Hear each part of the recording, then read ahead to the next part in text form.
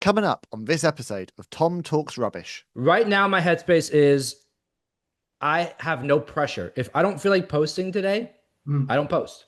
I don't watch wrestling every day like I used to. I mm, haven't watched a full show in weeks. I didn't watch Clash in Paris live. I watched it after because I was busy. I had plans. And I'm not holding myself accountable like I used to, where I'm like, I have to post today. I have to mm. get this out. I have to do this. And you know what? The funniest thing is happening. I'm doing the best work I think I've ever done now. And I feel no pressure.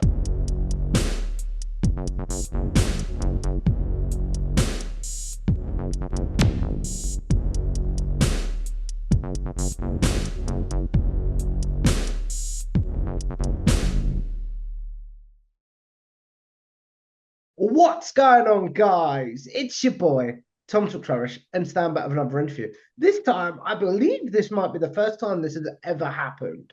We've got a returning guest the same year that they was on before. I'm joined by today. We're here to talk about finding his passion again for creating and things like that, and his fandom. I'm joined by the one and only Joey Carney from the Angle podcast. So, welcome to the show, my friend. Thanks, brother. Thanks for having me on again this year. It's a pleasure. I'm excited to have you back on, my friend. But before we get into any of your work, things like that, where do you first discover wrestling, my friend, as a fan? I started watching wrestling when I was 3 years old. My grandfather kind of introduced me to it, and it was something that was just so prominent in the household for some Mm, reason. And as I got older, I think it got cooler to me, mm, and I just continued it all snowballed together. mm. I know from our previous conversation, make sure you guys check that one out if you haven't already, by the way. You mentioned your grandfather was a war veteran and had a Yes. lot of PTSD, and that seemed to be the only thing that not calmed his PTSD because I don't want to make light of it, but like helped his PTSD would be the right word, right? Yeah, wrestling for him was something that it took him out of his headspace and it was something for him to enjoy. And he would just fully be in what he was watching. And he would smile, he would boo, you would see the reaction uh come on his face where if he was happy, he would smile. If he was mad, whatever. But it took him out of the headspace of the PTSD and the stuff from being a veteran. So You mentioned there that he would be fully engulfed in what he was doing. Do you remember the first moment that you were fully engulfed and you were like, yeah, I like this now?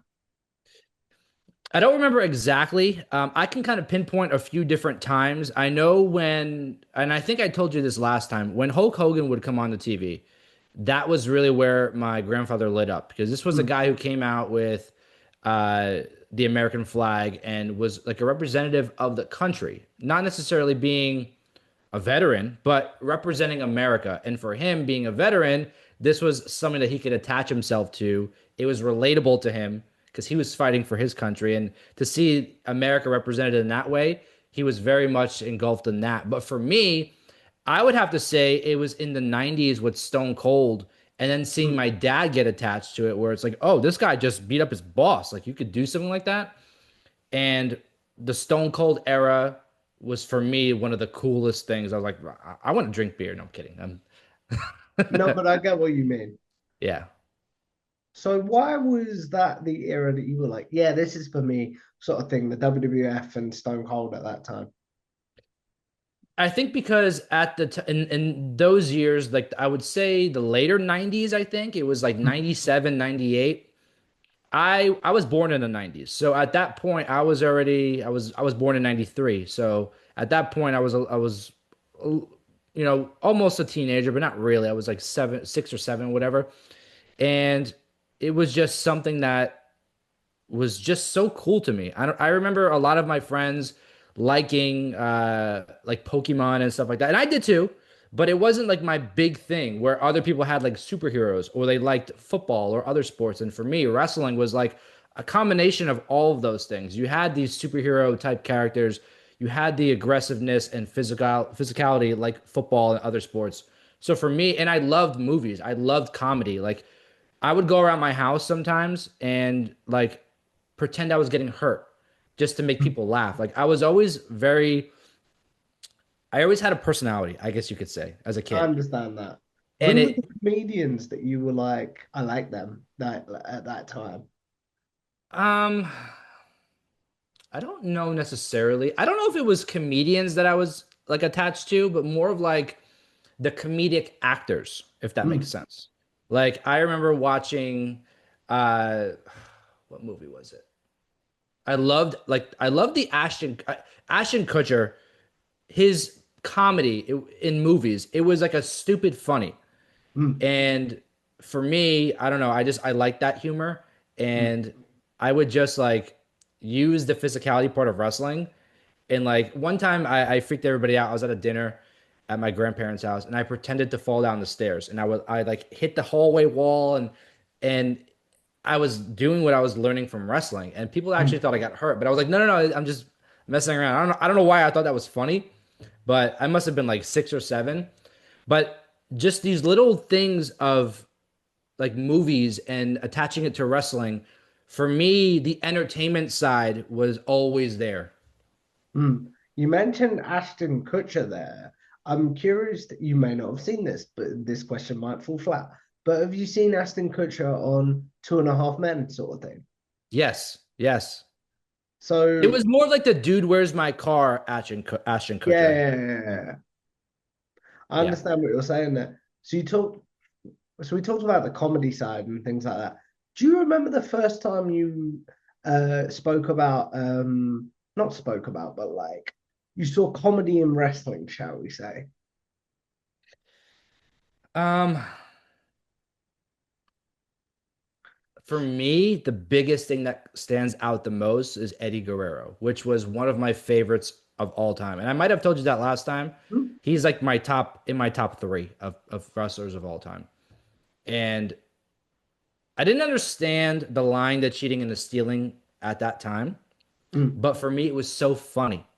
And before that, obviously, you had like the Kurt Angle, Stone Cold stuff. But like that wasn't the stuff that I was necessarily attracted to. It was more of the Eddie Guerrero stuff and uh, just him messing with people, if that makes sense. yeah, it definitely does.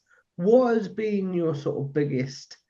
People might not like this comedy angle with Eddie, but I really enjoyed it, sort of thing. I loved his stuff with Big Show for some reason. Ah, And then it kind of went over to the Kurt Angle stuff, where he was like stealing his gold medals and doing different things with like changing his graphics and whatnot. And, and then it kind of just it started to change to more dramatics with the Brock Lesnar stuff. And mm, that's where my mind started to shift where I'm like, oh, this is deeper than what it seems. And this is me as a kid looking at this and I'm like, oh wow, like he has problems too. So all of those details, the comedy, the drama, the real life scenarios, it all played a part. I believe that promo that people really speak to in that feud is like, my addiction is now wrestling, essentially. I've Yes. butchered that completely, but there's like a promo where Brock's trying to put him down for his addiction, and he's like, Yes. yep, you're right, but my addiction is now wrestling, if that I Yep. believe The that's the high of the promo. I haven't crowd. watched it in a while. I love that promo. Hmm. So what about now? You mentioned since the last time we talked, your passion for wrestling's back. So what reignited that really, Joey? If I'm being honest, it's the John Cena stuff, plain and simple. Um, John Cena is my favorite of all time. I didn't know what to expect with the farewell tour, but then we started to get these different things we may have not seen before, like the heel turn, and then there was matches with Randy and CM Punk. This one with Logan was really, really good that we just saw, Mhm. and I don't know. I started to get the nostalgic feeling, and it reminded me of being a kid and what made me love this in the first place. Mm, And I think that's really a big factor for me as to why I've fallen in love over again. mm. Do you have any concern when January rolls around of next year, John Cena's gone, at least in ring wise? Do you have any concern that if he's gone, you're passion for wrestling might go? I've thought about that, and I'm not sure to be honest with you, because the shows that John Cena isn't a part of, I don't find to be as memorable Mm, as the ones that he is a part of. And I'm not sure why. I feel like with Cena, his promos, like he knows how to grab a crowd's emotion, but he's real, and I feel like I'm watching a real person. A lot of the time, I don't necessarily feel like that with a lot of the people. I feel like it's more of like theatrics, if that mm, makes sense. mm, To be honest with you, and I haven't said this to anybody besides a few people close to me, a few months back, I was again falling into this. I don't know what I'm doing in this space. mm, I don't know where my place is in this wrestling space, right? And I kind of said to myself, you know what? I'm going to give myself the same kind of thing that John Cena is doing. I'm going to give myself to December, and if I mm, can't figure it out, I'll retire from it and I'll be done. mm, And it's been something I've been contemplating for a little while now, just because I love wrestling as a fan, but the content creation side and the career aspect of it is a lot.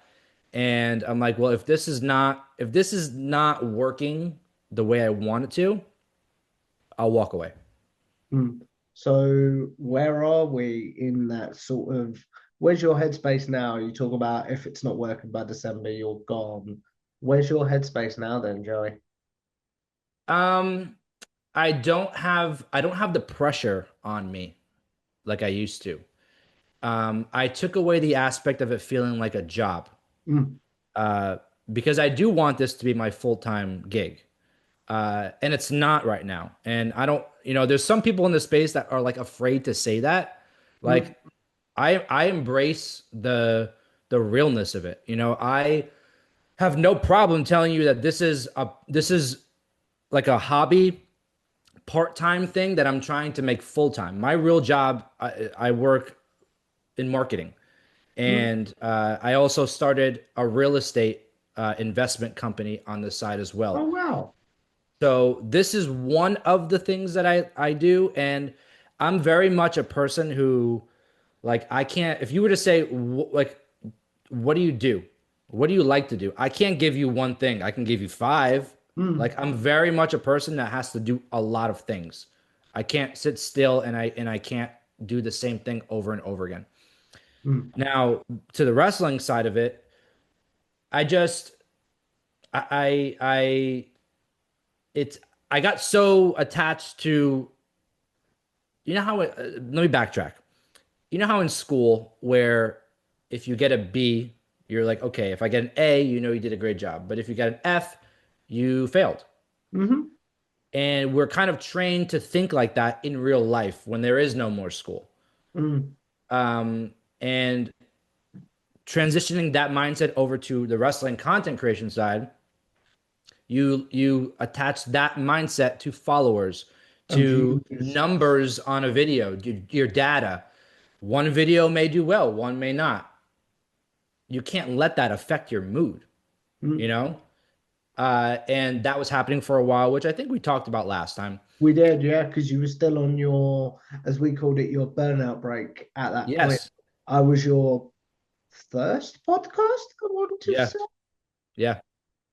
And you're my first now talking about it again. Sorry, dude. No, no worries.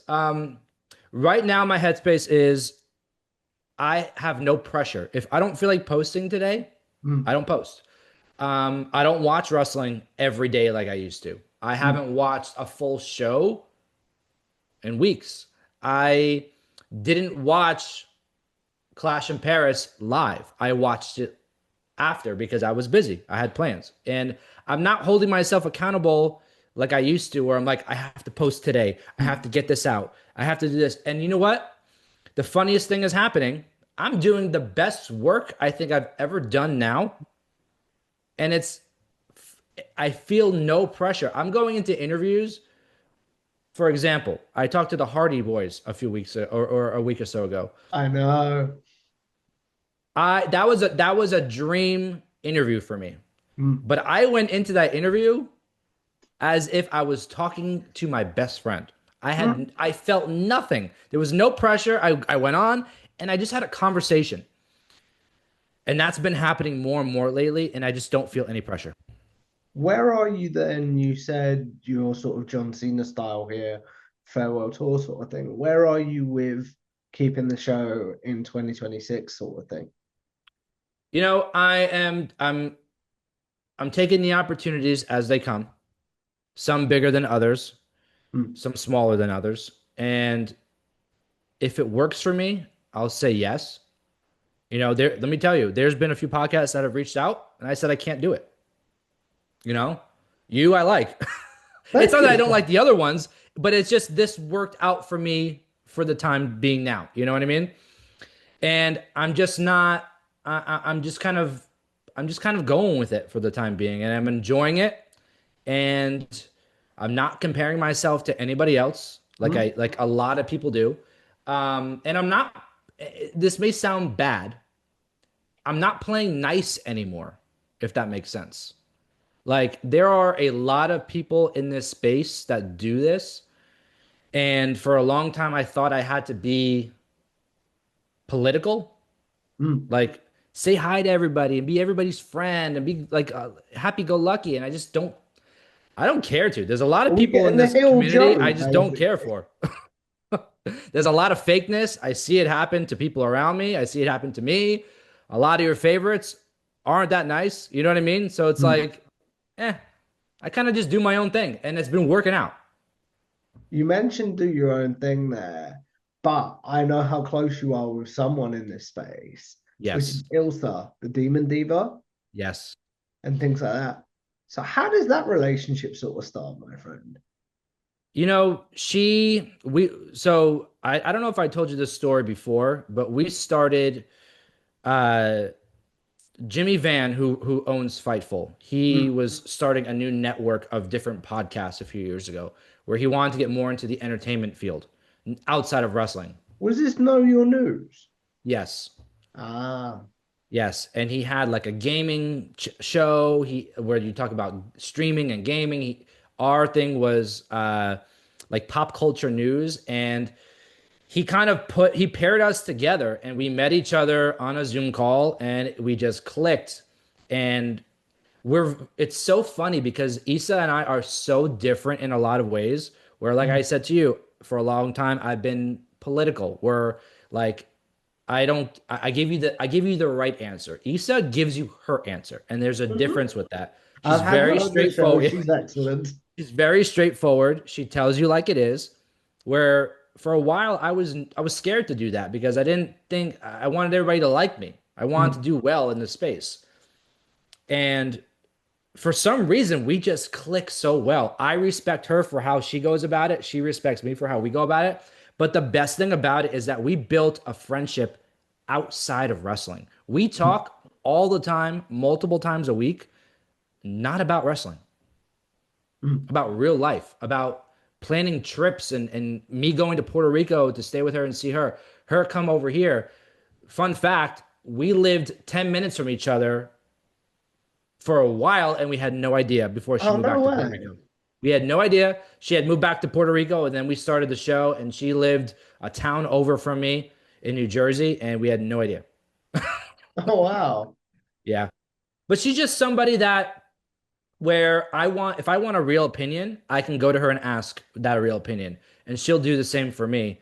And she gasses me up. Like she hypes me up Oh, yeah. and we give each other ideas and it's not like a backhanded relationship where with a lot of these creators you see them and they're like, "Oh my god, how are you? Like how's everything going? I see you doing well." You see I'm doing well, but you don't engage with my stuff. You don't like my stuff. You probably send it to your friends to be like, "Look at this douchebag is doing." You know what I mean? Like it's not real. There's no substance to it. Where with Issa, it's real. Mm. And that to me is the biggest like I respect you more if you tell me the truth. Mm. Meaning, if you think I'm doing something good, if you think I'm doing something bad, if you like me or you don't like me, don't play games. And this No. community is full of games. No, I understand that completely. This question might fall on deaf ears a little bit, but like, are there any other creators that you're like, yeah, I still really enjoy their work. I still really enjoy theirs, other than Issa? Nah. Fair. That I not in a bad way. I don't watch wrestling content. hmm. It's not because I don't like it. There's just so much of it, and so much of it is just clickbait. Is it also a sort of thing of like, I know when I was trying to get Chris Van Vliet on a long time ago, he was like, I don't do other podcasts because I'm working on my own stuff. Does that make Yeah. sense? Is it a lot And you like know that what? as well? I don't want to say there's no one else. Let me backtrack. I do like Chris Van Vliet, and I do like watching his interviews because a lot of the interviews that he does, Mm, no one else gets to do, or no one is in that position to do it. So when he does come out with a new interview, like I watched the last one I think I watched was his with Jack Swagger, Jake mm, Hager, and I was like, this is a guy I've always wanted to hear from, and just never got to hear from him. mm, You know, like Chris is the guy in our industry, and let me tell you, he is the nicest guy. mm, Like, let me give you a story quickly. At SummerSlam, we were waiting outside of MetLife Stadium to for the media team to bring us up to the media press box. mm, And I didn't even see him. And he came up to me and told me, like, dude, the work you're doing is fantastic. I love sharing. I love seeing your posts. I love sharing them. Like, keep it up, man. And it was a real conversation. And it mm, was like a real, like he was actually, he enjoys what I do. mm, And for me, like I do the same thing where there's people that I see and like I'll go up to them. I'm like, dude, or if it's a girl, I'll just be like, I love what you do. You do it so well. I mm, have no problem giving people compliments because they're real, and I have nothing like I'm not diminishing my achievements or my success by giving someone else a compliment. mm.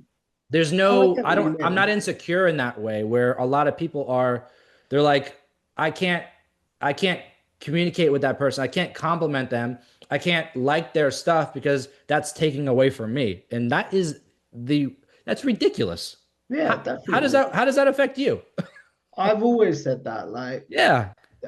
I if there's been a couple of times recently where people have got interviews straight after I've had someone, and I'm like, good for you, man. Like, Yeah. I will never be that guy that's like, I won't share your stuff because I want to promote mine. Do you know what I mean? Yes. Yep. And let me tell you, I still get people who send me DMs and whatnot, and they're like, they send it to me with no message, as if I'm supposed to share their stuff, and I'm like, no, Uh, so like I've I don't like that. I to just peel the curtain back. I am a bit guilty of that sometimes, but I don't know. I can be guilty of that, but then I do always try to say, hope you're well. If you wouldn't mind sharing this, I'd really appreciate it. you're different though because like you asked me to come on your show. We talk in DMs when we when we can. It's not like you're just randomly sending me stuff to share. You know what I Hmm. mean? Yeah, It's yeah, we're doing this. You know what I mean? yeah. Hmm. Yeah, yeah, I do get what you mean. I want to talk about your Carrying Cross interview for a second because I really enjoyed Sure. that conversation. Were you Thank you. Carrion's first interview after he left WWE?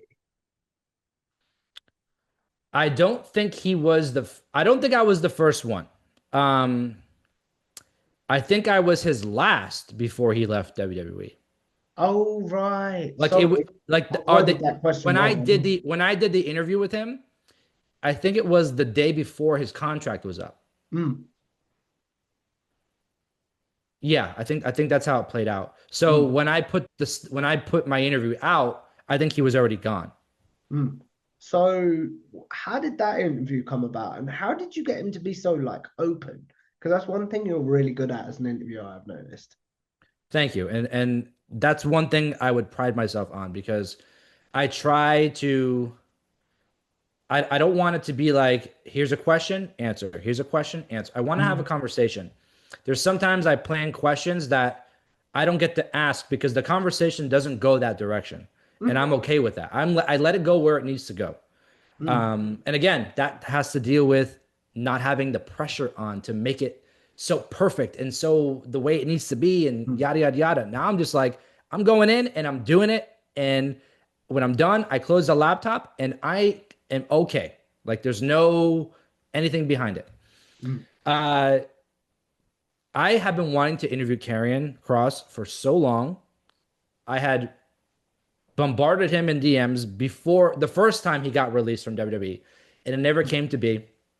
This time, uh, I don't know how exactly it came about. I commented on one of his posts, and it snowballed from there. Somebody got in contact with me, and um, that was pretty much how that happened. mm. What was there? Because it seemed like nothing was off the table. Watching that interview with Killer Cross, as we call him now, should I say? Yeah. Watching that interview with him, seemed like nothing was off the table. So was there anything that he was like, dude, actually, can we not talk about this XYZ? So every interview that I do, before I even click record, I always ask the guest, is there anything off limits that you don't want to talk about? Because if I already have a question prepared, I will take it off. Mm, Um, and most of the time they say, no, there's nothing. And most of the time they'll also say, if there is a question that's asked, I'll just steer away from it. mm. And he said he is an open book. He has no problem with any question. He's like, if I don't want to answer, I'll answer it, the way I need to answer it. But Diplomatically. yes, but there was nothing was off limits. Put it that way. Mm. I understand what you're saying completely there. Something I'm curious to talk about is that wall behind you, my friend. I've noticed that the pictures have changed and things like that. It's now a Yeah, SummerSlam picture where it was I want to say a 2K25, it could be. I switch it all the time. maybe. But are those pictures like from media events you've been to and things like that? Yeah, so the one behind me, the SummerSlam poster, I like to put the poster of the most recent event. Um, Also, it works out that it's John Cena, and that was a fantastic match between the two of them. Mm, But I like to put the most present event behind me because it lets people know this is the most recent show mm, if they go back and watch. See, these are details that I think about. Um, there's over on this side, you could see it here. That's a real autograph from The Rock that I got when I met him years ago. mm, And there's a picture of me from WrestleMania 40 and Cena winning. There's just I like to add things that like represent my love for wrestling. mm. Like the It, Stone it, Cold and The Rock picture. Like I love that match. It's one of my favorite matches of all time. WrestleMania 19 is my favorite WrestleMania of all time. mm. Does it also help to remind you, A, of why you're a fan, but also what you've accomplished, if that makes sense? Not really. To be honest with you, not really. I don't really hold it to any sort of like anything like that. For me, it may sound bad, but it's the background is for me is more like a prop. Like Mm, yeah. I change it whenever I want to change it, and it represents that time of where I'm at right now. Mm. What about the belts? Do you change them a lot? I don't necessarily change them a lot for certain interviews. So, for example, I just interviewed a few days ago Ash by Elegance, the Knockouts World Champion, Mm, formerly Dana Brooke in WWE. mm, And I put a TNA title on the wall opposed to the WWE belts because I don't want to be disrespectful to the company that I'm talking mm, to. Because if I'm talking to TNA, I don't want WWE stuff around. It takes away from the fact that this is a TNA superstar. mm. Are they green screen them or a green screen, or have you bought all the belts sort of thing? So I do have a lot of belts. I have like 12 belts. This is a green screen. This is just because it looks better on the camera.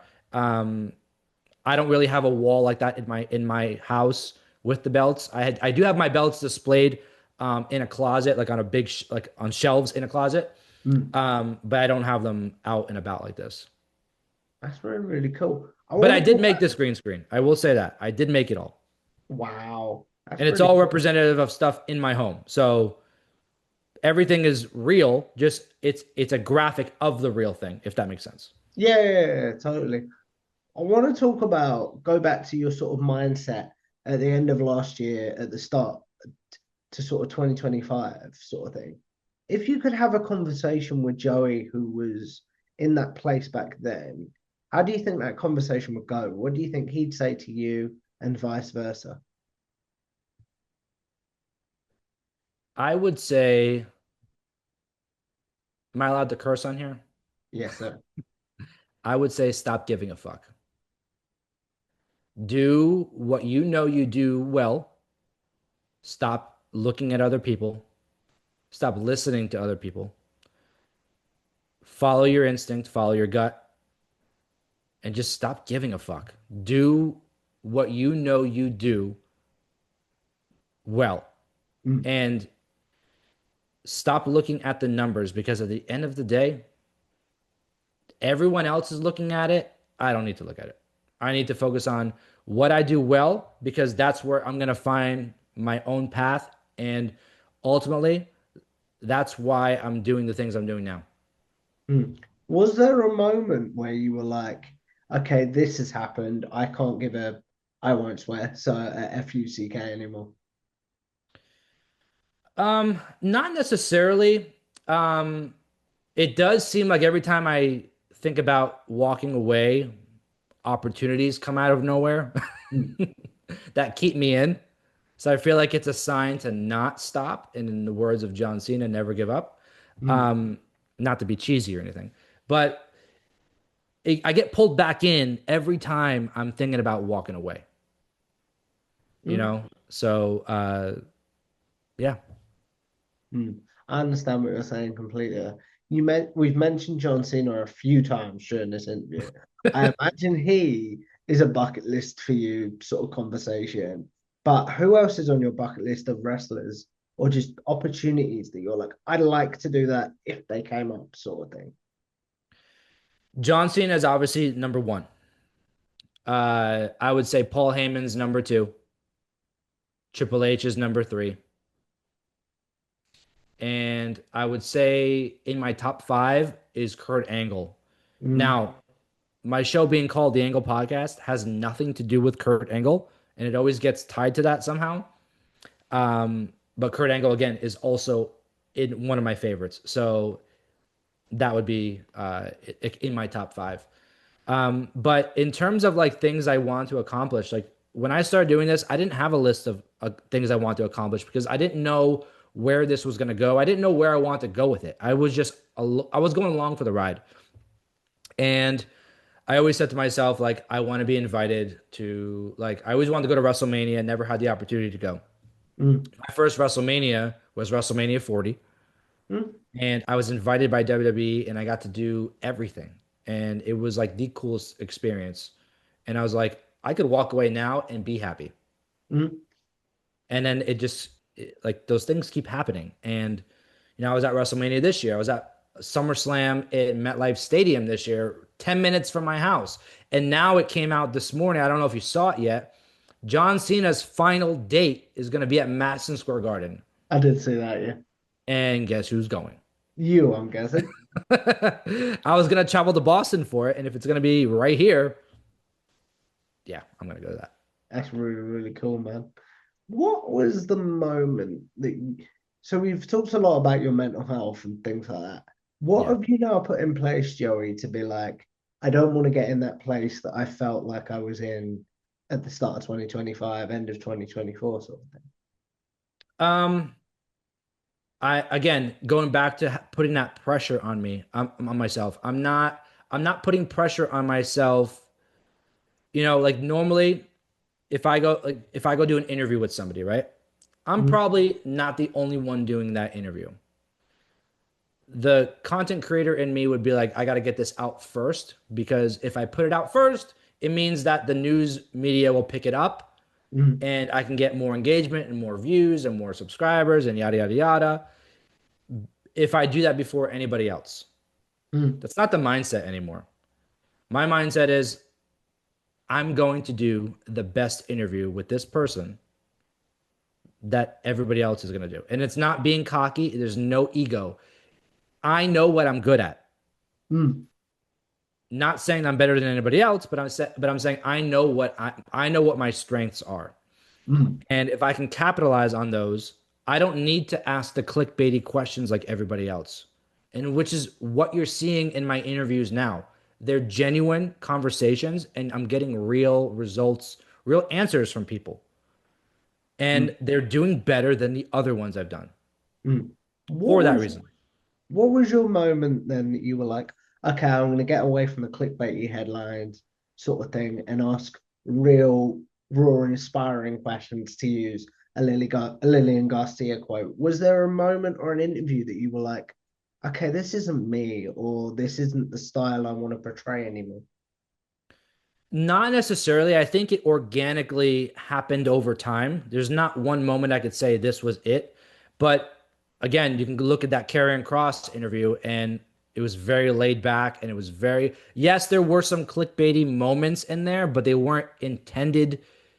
It wasn't intended to be that way. It was more intended to be like, how are you and where are you at now? You know what I mean? Mm. It wasn't like, give me a headline for the, like it wasn't like that. It was just an organic conversation. And like if I didn't ask about him leaving WWE or his time there, like it wouldn't make like how why would I not ask that? It's like the biggest thing happening right now. Mm. But there's a way to go about it where you're not like, we need an answer. It's more like, dude, how are you? How are you feeling? Like you got to just be human. These guys and girls are human and you have to just treat them like that. You mentioned being human there and things like that.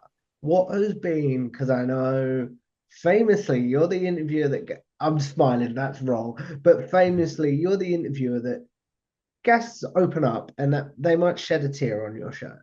What has been the moment what has been the sort of most vulnerable moment you think you've had on your show, sort of thing? Hmm. I don't know.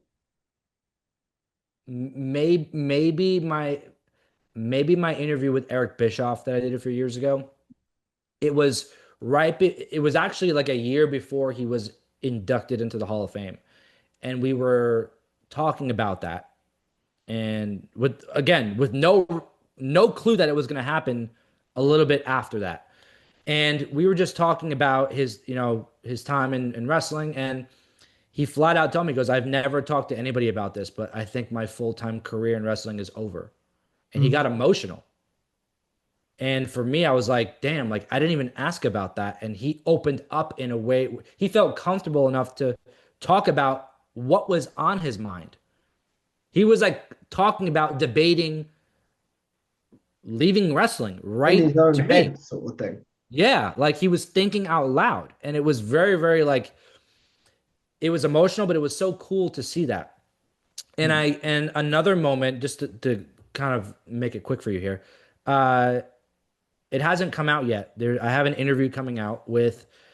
Did you see that viral video of that little kid? His name is Evan, the little kid from SummerSlam that was watching John Cena's entrance, I did, yeah.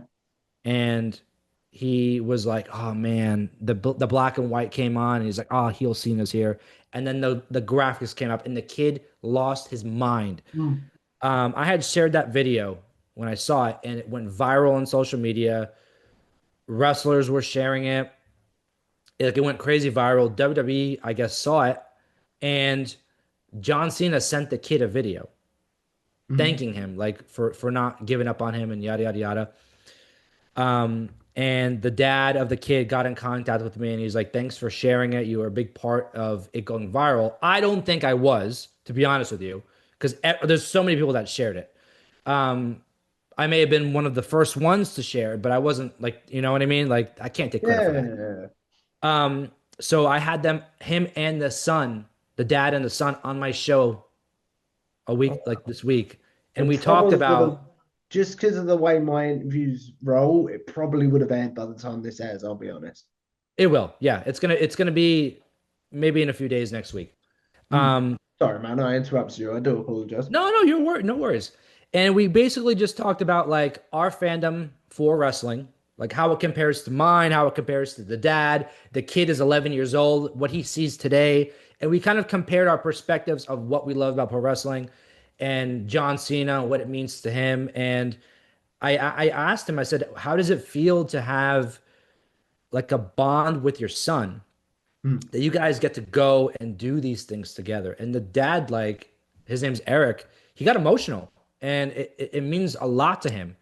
And that wasn't the intention at all. Again, like that, I don't, it's not like I got to make people cry, but no, I like having those deep conversations. mm, And I think sometimes for people, it triggers emotions and that's a good thing. mm, Um, and it was just like dude, I was holding back tears, man. I was trying to like keep it together because he's like talking about how much he loves wrestling and loves his kid, and they get to do it together. And he came from a single parent, and it's just all this stuff. And it like those are the moments that like I'm like, this is I love this. mm. Is it another moment where you're like, yeah, I can't walk away. I enjoy these conversations too much, if you know what I mean? Not really. I got invited to the press conference after the Royal Rumble, and I got to see John Cena 5 feet from me talk about how he's going to go win 17. Mm, Then I went to WrestleMania and watched him win 17. mm, So it's like, it's not one moment, it's like a group of moments that I'm mm, like, this led to this led to this. I'm here right now, and I'm going to keep going until it stops. mm. This is a very self-indulgent question, and I'm gonna ask it anyway. But like, why did you choose my podcast out of all the ones that have been on? Why did you choose mine? What did you enjoy about this conversation? Everything in between, my friend. Where can I improve? Everything in between. I'm going to be completely honest with you. There is no other podcast that does this. You're asking me about my mental state. You're asking me about things that actually matter. Why I do the things I do. And it's not just me. You ask your guests those questions. Mm. I can't tell you how many times my DMs, emails, they're empty because I'm not doing anything. The minute I get an interview that people want to see, boom, I want to interview Joey. I want Joey on my show. And it's for clout. Mm. It's not because they care about me. It's because they see I'm relevant again for the time being. You know what I mean? Like they want to ride the wave of what's happening. And that's not what you do. You're like you're sitting here as my friend asking questions like, how are you Mm. doing, man? You're not like asking me like how did you who did you talk to get this interview? Like you're not befriending me to get something from me. Oh God, no. You genuinely have a conversation, and not many people do that. I So really kudos to appreciate you. I really appreciate that, man. So what was your sort of, this is self-indulgent again, just quickly No before we worries. start wrapping this up. Like, what was your reaction when my email popped up? Was you like, go away, dude? Or was you like, yeah, go on then? So you emailed me very nicely, might I add, um, as if like you're like, I don't know if you remember me. I'm like, dude, fucking Tom, how did I forget you? So I was already saying as I didn't even finish the email like reading it, and I was like, yes, No, I get that. And simple. I really appreciate that, man. I really do. So we've talked about a lot about success and things like that in this conversation, Joey. But like, why? I know you do view your podcast as a success because you've said you've had moments you want to wrap, you could walk away and be happy. But like, Yeah. why do you view your podcast as a success sort of thing? It's a success to me because it's a representation of my love for wrestling and creating, and I know how far I've come Mm, where I used to be the kid in school where I could not stand in front of the class and speak. I was very nervous. I was very I had to like ask my teacher, could I present my project or my paper to you after class when there's nobody Mm, here? And I was just not good with public speaking. And when I found something that oh, I didn't find it, but like when I figured out that I could talk about wrestling, mm, it came so naturally. And that's a little piece of it. So all of these little details for me, I don't care what anybody else thinks. For me, mm, it's a success because I started in a pandemic training myself to be comfortable on a microphone by myself, mm, to talking to some people I grew up watching and idolizing. Like I got to tell Jeff Hardy last week that I used to do swanton bombs into the pool mm, as a kid. And he was like head over heels about that. Like to him, it was so cool for him to hear something like that. He probably hears it all the time, but for me to be able to say that, like that's a moment in itself that like it's not there's no gold medal, there's no trophy, there's no it's that moment mm, that means everything to me. And I've had a bunch of those little moments. mm, And that to me, like you can never take that away from me. If YouTube goes away tomorrow, I know those things happened. mm. So to me, you can't beat that. What do you think the legacy of your show is, my friend? Legacy of the show would be he's so damn passionate about pro wrestling that he did it all on his own, but with help from people, if that makes sense. Mm, yeah, yeah, because like I understand, like obviously I know sort of things like you've asked people for help. So where does that come from as well, my friend? Where you're comfortable? I know you reached out to Chris when you first started in the pandemic and Yeah. things like that. Where does that sort of passion come from and sort of willingness to ask for help come from as well? Having no ego. Mm, It doesn't make me any less asking for help. And it shouldn't do that to anybody. You know, there are so many people in this space and listen, I used to care. I don't now. mm, So I would never say this to you before. Now, like when I go to these media events, there are people who will look at me across the room and not say a word, right? mm. People that are who are on social media that are so friendly and da, da, da, da. But when you go into those spaces, they're threatened by you. Mm, Like as if you like I don't know exactly how what it is because I don't feel that. I go like I look at myself as like I'm in a room full of people, but I'm the only one in this lane. You know what I mean? yeah, yeah, yeah, yeah, Like definitely. we're all gonna go interview Alexa Bliss, right? Yeah, But I'm not quite sure how to help you with that. Alexa off. Sorry. I knew that was gonna happen. Happens all the time. I should have known better.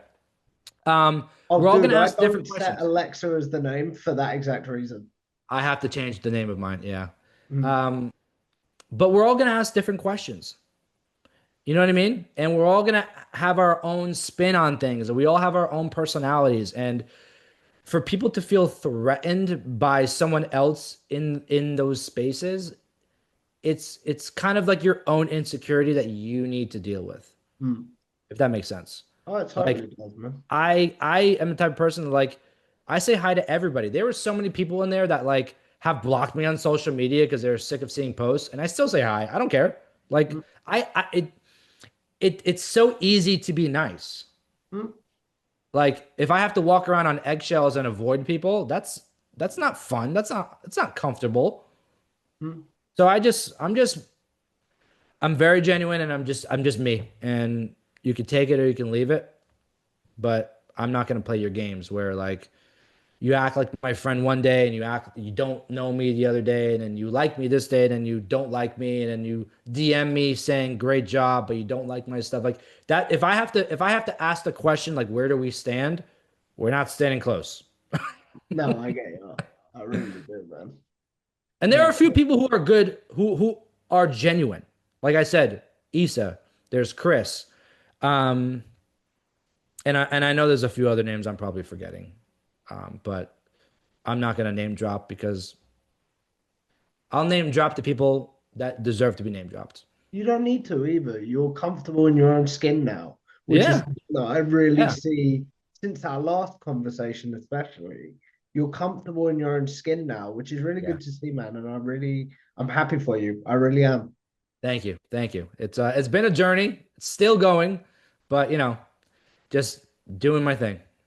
But as we wrap this up, Joey, we are going to do the Tontal Rubbish staple wrap up segment, which is called Generic Wrestling Questions. Those of you that have seen my interviews before, when I asked I'll ask Joey his favorite match, favorite pay per view card, such as Double or Nothing 2019. For example, favorite wrestler's entrance theme, favorite tag team, and favorite wrestler.